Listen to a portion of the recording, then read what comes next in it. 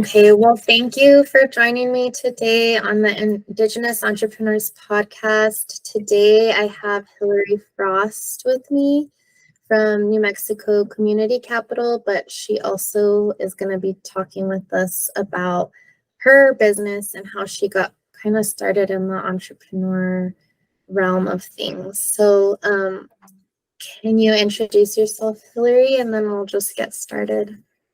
Hi, my name is Hillary Frost. I am an enrolled member of the Southern Ute Indian Tribe. I also own Ora Louise Boutique. I'm a program manager at New Mexico Community Capital. I'm also known as DJ Il Audia in Albuquerque. I also, am a mother, I'm a wife, an aunt. I wear many, many hats. So how did you get started just in this entrepreneurship ecosystem? I don't know much about what you did before you started your business, but I'm wondering if you can kind of walk us through what that journey looked like for you. Yeah, I've always been a creative person. So before I started my business, I dabbled in the arts of like music. I also have been beading since I was 6 years old. Beading is part of my culture and is part of like my family story. So for me, I always like felt beading was my therapy. So and anyone that knows me or has bought my products, they're just like, I love talking to people. I love hearing their stories. I love getting to know like just fellow entrepreneurs or just people in my community that have been in these spaces for as long as we can remember. Yeah. Seriously, for as long as we can remember, Indigenous peoples have been entrepreneurs, traders, artists, and I think it's cool to just see how that's continuing on now into the modern day and age. And now that like having these spaces, like New Mexico Community Capital, our program, just to help promote and support that and those entrepreneurs. You started your beading and it was kind of like an e-commerce business during the pandemic, correct? Yeah, it was actually in e-commerce before the pandemic, and then the pandemic happened, and my shop just happened to be online, and my shop was in between like me doing pop-up events. I did pop-up events, and I also I was on the powwow trail, so I was also at many, many powwows, and my website was just a place for them to like come and buy in between those events. And then the pandemic happened, and obviously all the events stopped. And after that, I like cried for 2 weeks and was like, oh, all the things I've been working on have stopped. But I also saw a shift, and I just started like selling out of products online, and then it turned into like, okay, we're getting ready for Christmas, and like that was the most insane Christmas I've ever had in my life. It was like I was like I was Santa, and my whole family was Santa's like elves. And it was insane. It was probably one of the most like highlight of my business, but also like realizing that I needed to take a look at my business plan and also like not sell that many products, because I was over there like making products. I was making earrings, I was making candles, I was making soaps, and like ship them out all at the same time. But that was awesome, and it was pretty cool. That was like definitely a big shift, and I got to learn a lot about social media. And then during that time, TikTok came out. So I was able to connect with a lot of amazing people from across the country over TikTok, because TikTok was a smaller community back then. It isn't as like big as it is now. Mm-hmm. So the pandemic kind of showed you had to like pivot your business plan, I guess, during the pandemic. And I know that you even had like your family helping and working with you through that. So it's kind of like a family affair. Oh yeah, I had my husband literally just shipping orders, and I had my niece packing orders, and I had my sister. She was making earrings for me. My dad was making products for me. My stepmom was making products for me, just so I had something to put on the website, because it was just selling out almost weekly, and it was pretty insane. Like I said, I was Santa's workshop for sure for that holiday season, and I was like, these are people's orders and I need to get out right now. Yeah, then shortly after that I was like, I need to take a break, because this going full force for like 2 months, like nonstop 24/7, e-commerce shop.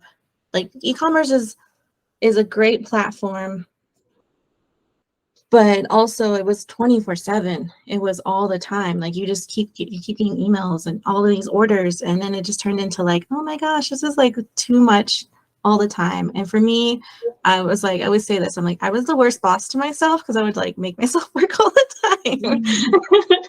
So yeah, I was literally working like 24/7 during that holiday period. But yeah, learned a lot, and it was a really good experience. So I was able to take my really amazing experience and turn it around and be like, okay, this is how we run an e-commerce shop, and like don't feel the pressure to always post things. I think that was my thing. It was like I learned a lot about social media and how the power of social media can literally change your shop overnight. But also, if you're not ready for that growth, then you need to like step back and be like, I need to like reevaluate my business. Mhm. Yeah, so you come from that background of having done it yourself, having the e-commerce and in-person selling platforms, and then, like you said, kind of blowing up overnight, and then being like, oh my gosh, how do I handle all these orders? Going from that experience, how have you used that and your past experience as an entrepreneur now in your role with New Mexico Community Capital? Now I get to show people how to run e-commerce shops, or just like, I think the very basics of running an e-commerce shop and learning photography. Like we're not all photographers, so learning like simple backgrounds to put on to your website. Like if you are like a one of one, so you make one pair of earrings, you're not going to make that pair of earrings ever again. Understanding the value in your time, understanding the value in this unique product that no one's going to be able to replicate. I think that's another thing I get to help entrepreneurs raise their prices and actually value their work. And yeah, just getting started online, because it's a scary thing if you don't know what you're doing. And also, like at a point in time, I didn't know what I was doing, but I stayed up, read books, I watched many tutorials on YouTube on photography, and also like pivoting to the fact that like not you can't make all your products, so you can also always outsource some things, not all the things, but yeah, realizing that you don't have to always do everything. And yeah, and you don't always have to take on those roles as bookkeepers or anything, that you can hire people on. I think that's another thing, is like we like to take on all the hats of the business, but really should be outsourcing the bookkeeping to a bookkeeper, or yeah, if you need legal advice, hire a lawyer. Yeah. How do those conversations go when you're working with entrepreneurs regarding, giving a higher price than what they're asking for, or outsourcing certain things? Like how do you approach those conversations? Because I notice that a lot. I think a lot of times people kind of undervalue their work. How do you explain to people like why they should maybe be charging more than what they do? What I like to do is, I'm like, is this, I go through the questions of, is this the only product that you're going to make like this? It can only be made by you. Are these your family's designs? Like, you have to really ask those questions in, say, like a potter. So like if someone has passed down like a pottery design that's in their family, and then like, they feel the value in that, then those are the kind of questions I ask. I ask those like, how like much do you value this work? And it brings out that like, oh, I should be charging a lot more. And also I think like as a Native person, realizing that like not all your work's going to be sold to Native people. So you can have your Native price, and you can have you know, like, which should be a little bit more than wholesale. I always tell people that. I was like, this is what wholesale actually is, and this is your cost, and this is your wholesale, and then somewhere between your wholesale and retail is your Native price. You can, you know, wiggle around in there. But also, if you want to put in your business model, that a lot of people want to have the give back. So that just, you know, when you sell something at retail price, then you can also, you know, the profit you make, you can do it as a give back. You can definitely do that.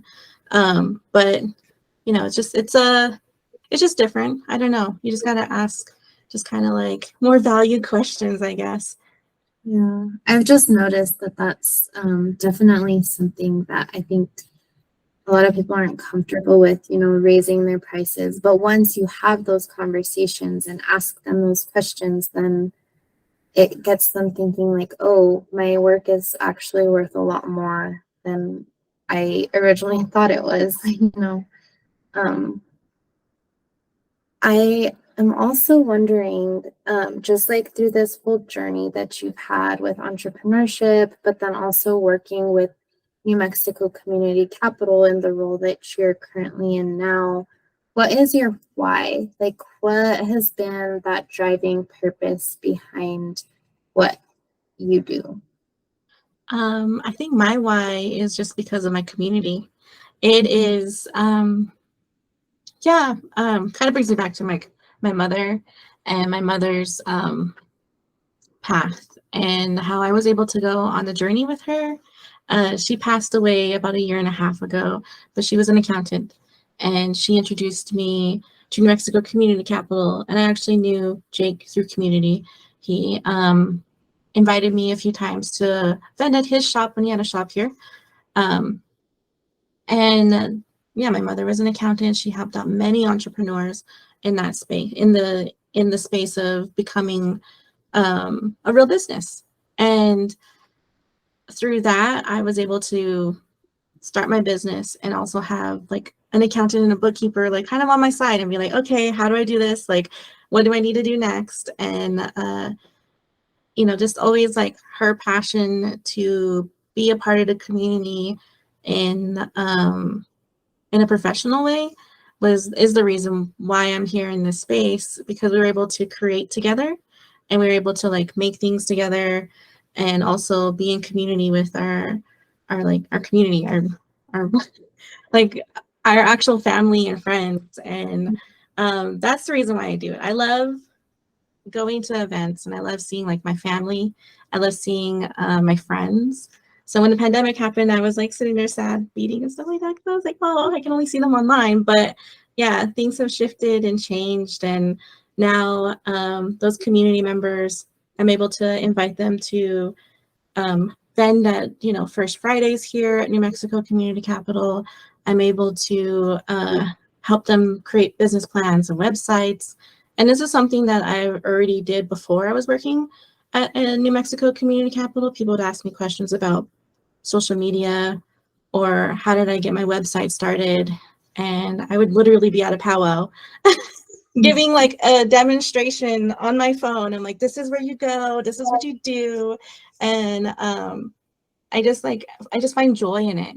I think that's another thing. I find so much joy in not just like helping people, but also like helping inspire people to be like, to realize like this is more than just like me make crafting on the weekends. It could actually be a business. Yeah, it's almost like empowering others to just reach for whatever they want to reach for, or maybe even realize something that they didn't realize before. Yeah. That's awesome. So you said your mom is the one who originally introduced you to New Mexico Community Capital? Yes, so she would give presentations here for bookkeeper, not bookkeeper, but accounting. She would also, yeah, just give presentations to entrepreneurs in different spaces of how to keep track of your system, your bookkeeping systems, the do's and don'ts, all that. Awesome. So it's kind of a family thing that she was involved and now you're involved.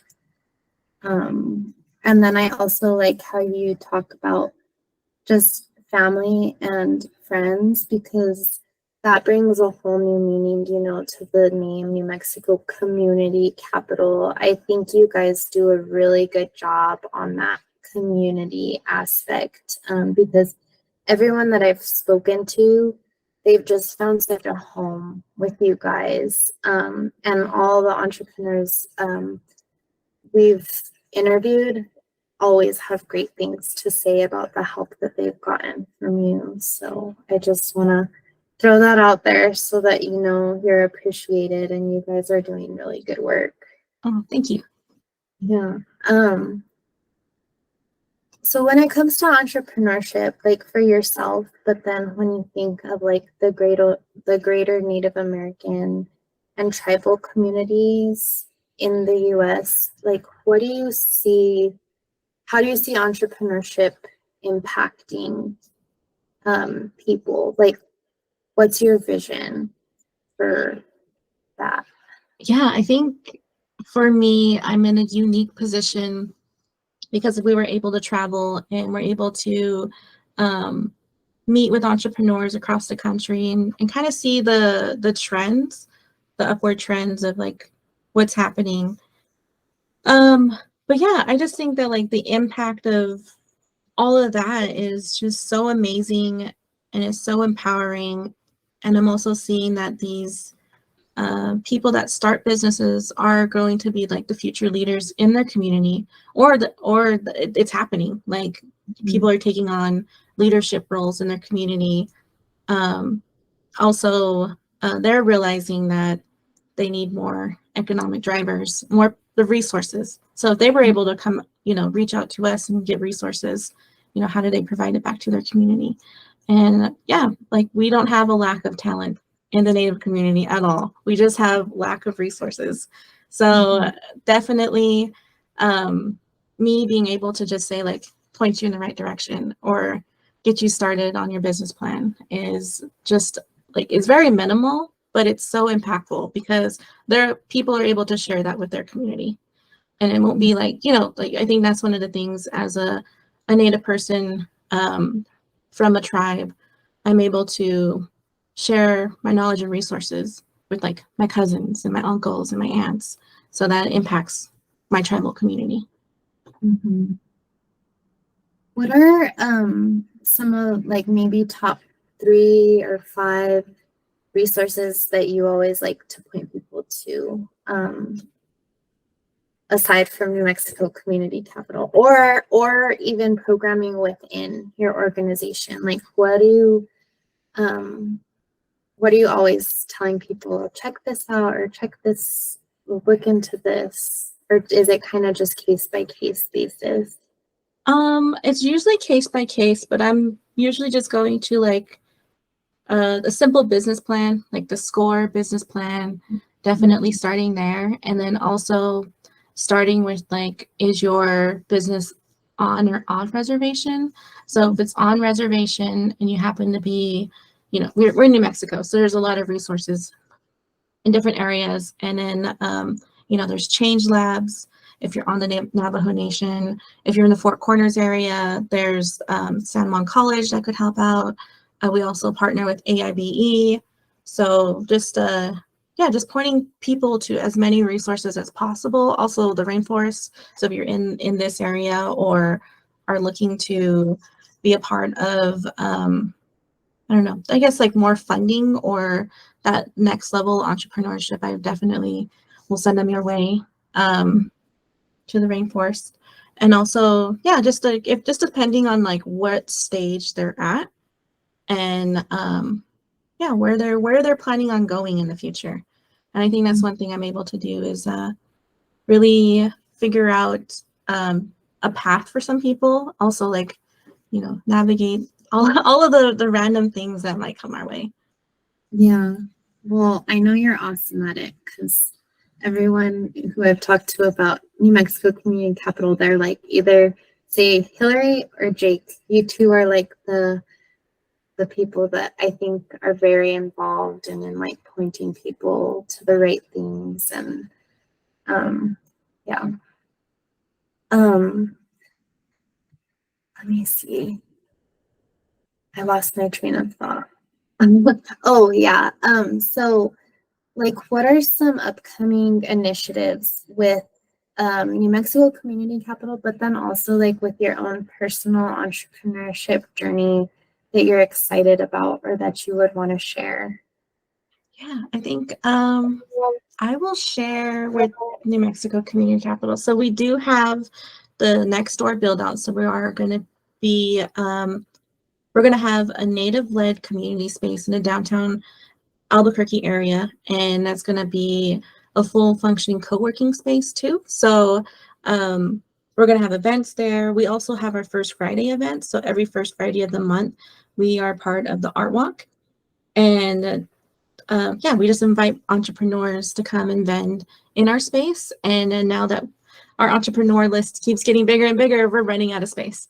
So next door will definitely be that landing space for those entrepreneurs. That will open up sometime next year. We're thinking either spring or spring or early spring. What else with NMCC? So we're right now deep in our Equality Can't Wait challenge, and that is our Futures Indigenous Women's Work. So we are in year 3 of that. So we just started year 3. New Mexico Community Capital will be training 60 Native women entrepreneurs to become fund ready or ready for the next stage of their business. So that is something that is amazing, awesome. We're also part of the Futures Indigenous Women's is also with Roan Horse Consulting and Native Women Lead. So we're in partnership with them in that project. So that's really awesome and amazing. I love what we do. And what else is there for NMCC? Let's see. We do some work down at Isleta del Sur. So continuing the work down there with the Pueblo there. They're amazing. And the resources that they have there, I love to, just like share our knowledge. And yeah, I think that's pretty much it. Just continuing with the business marketing essentials with NMCC. And then personally with my shop. So my shop is now turned into something a little bit different now that I work 40 hours a week. So I don't have the capacity I used to make things, but I pivot. I pivoted, and I now have been designing products. So I design some of my graphic design work is now on mugs and notebooks and things like that. So just realizing that I need to take my creative energy and move it elsewhere, somewhere where I can actually, just sell different kind of products without having to make it.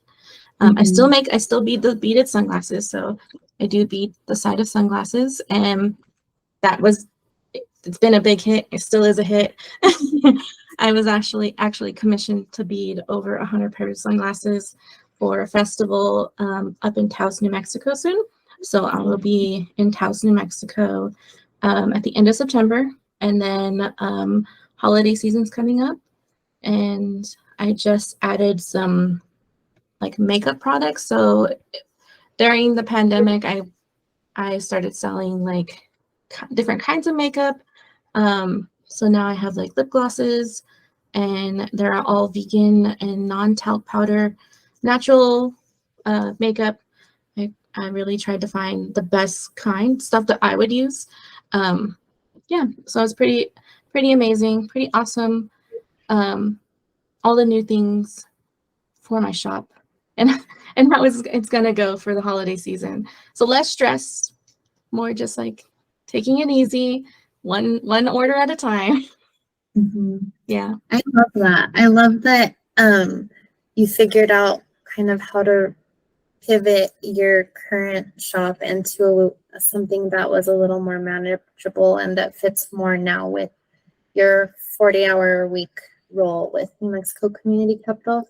I just like that you didn't just totally say like, oh no, I can't do this anymore, but you figured out a way to still kind of have that creative outlet and then that extra income stream, because it just kind of shows that like, okay, even if you are working a 40-hour week, you can figure out ways to share your creativity and create an extra income stream. So Yeah. that's really awesome. I always tell people, I was like, I built my old lady dream before I actually built my career. So, so my shop is always going to be like what I do. Yeah. Well, and the infrastructure is there, so like you can just kind of tweak it however you need to, and then when you do get into your like older, real old lady phase, then you can maybe make it back to what it was before you started the 40-hour work week. So that's cool. Yeah.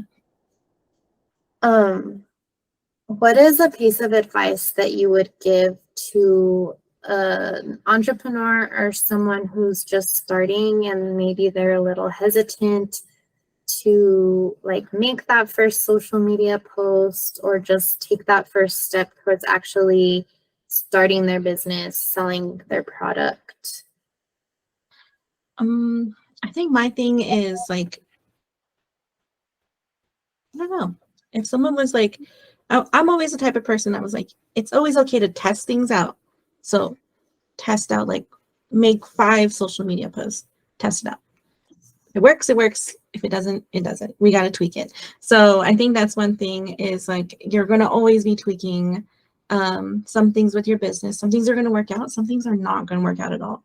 You're going to be like, I made so many products that like didn't sell until I either was like, these are freebies, and then they sold out. And I was just like, wow, well, I didn't know that was going to sell out the way it did. But yeah, things are always going to like, not always pan out the way you want it to, or something that you think is like amazing isn't always going to be like your best selling product, but it could also be your like most eye-catching product.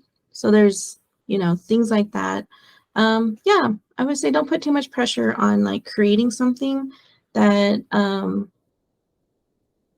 that if you don't feel 100% about. So like, yeah, social media posts. Sometimes I'm like, I'll just say something or just put an emoji and then the picture has all the words. And I'll just put like a link to my website and that's it. Yeah, some things are just super simple. Like don't overthink it. Figure out the system that works for you. And also like, you don't have to do everything yourself. So you can always hire someone to do it. Yeah, that's an important point because I know my uncle teases that like we come from the family of do it yourself, but sometimes that's not always the best route to go. It's definitely worth hiring people, like using your strengths, but then hiring out wherever you might not be as strong or have as much experience. Another question regarding just like that starting entrepreneur. So let's say they start something and then they test the waters like you were saying and it doesn't work out. What is a piece of advice you would have regarding like pivoting and how to pivot? I think my thing is I'm always the person that will ask the question of like, so what did you do? Like, and what is something that we can work on? And so like in my mind, I'm thinking of someone that just like made like silver jewelry and I just posted a picture.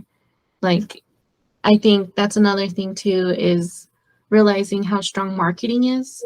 And a lot of people don't want to be like the face of their brand or the face of their products or anything like that. So what I do is I like go through like this story. So like you don't have to put your face out there, but people love to hear your story. So tell us a story about a piece. Tell us a story about how you started.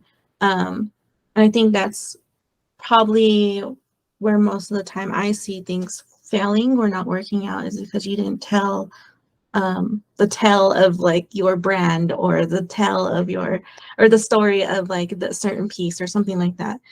Like once you tell the story of it and where like you know how you imagine something out of thin air, then people are more attracted to the to it. So I think it's just marketing. So figuring out what works for you. That's a good point. Like authenticity and just, I mean, it does, I feel like maybe feel a little bit vulnerable to share your story or the story of a piece, but it does help with that like marketing and relatability factor and then prompt people like, oh, well, now I know the story behind this. I want to buy it because that resonated with me or something like that. So I think that's good advice. I love hearing stories and telling stories. So just one last thing, where can people find you for your boutique, but then also with New Mexico Community Capital if they want to connect with you further? Yeah, you can find me on all social media platforms. My boutique is Ora Louise Boutique. It's OraLouise Boutique. And yeah, a little backstory. My shop was named after my great grandmother and my grandmother because I do sell pieces from my family, my aunts, uncles, all kinds of people from my family. So I did name my shop after them. Also, yeah, you can find me on all social media platforms. You can also find me here at New Mexico Community Capital. I'm here Monday through Friday. So yeah, you can get a hold of me here. You can email me at hillary@nmccap.org. And yeah. Awesome. Well, I'll link all of those in the description as well. But thank you for your time and just sharing a little bit about your journey and your story, and then how you're working with New Mexico Community Capital now too. I think you're a really good resource because you have that experience, you know, starting your own business, and then now you're able to genuinely help people using that experience, and then also the resources you guys have with New Mexico Community Capital. So thank you so much. Like I said, when I'm interviewing people, like the 3 resources that always come up are New Mexico Community Capital, AIBE, and Native Women Lead. So you guys really are impacting a lot of Native American entrepreneurs out there. I think you guys are trailblazers. So just thank you so much for the work that you're doing. Thank you.